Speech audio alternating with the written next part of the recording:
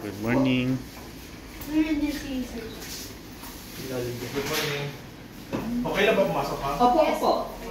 Good morning. Ganyan yung difference ng ng tissue culture laboratory natin. Sir Jeff is the head of the tissue culture laboratory. Ayan.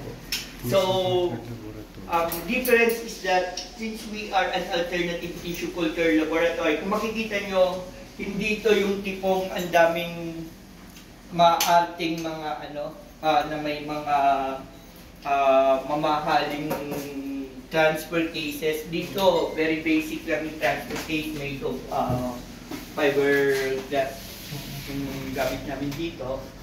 And then, kung makikita nyo, hindi palagi naka-lab gown or naka-mask, tapos anyone can actually enter yung facility namin or yung laboratory. So, dito matatagpuan natin iba't ibang mga plant species, both endemic dito sa Philippines na kagaya sa ibang bansa. Private to sir, di ba? Yes, this is a privately owned tissue culture laboratory. Mga chemist kayo mo? Yun! Di ba? Magandang tanong yan. Sir Jeff is actually a BS Math. Mathematics siya, education mathematics. Tapos si Miss Len is agricultural business. Tama? Agribusiness.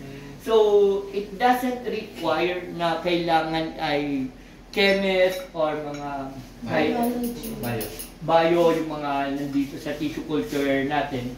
Even simple, even yung mga students, high can actually engage in tissue culture. So, kasama dun sa mga training na pinaprovide namin ay para sa mga hobbyists, mga natin.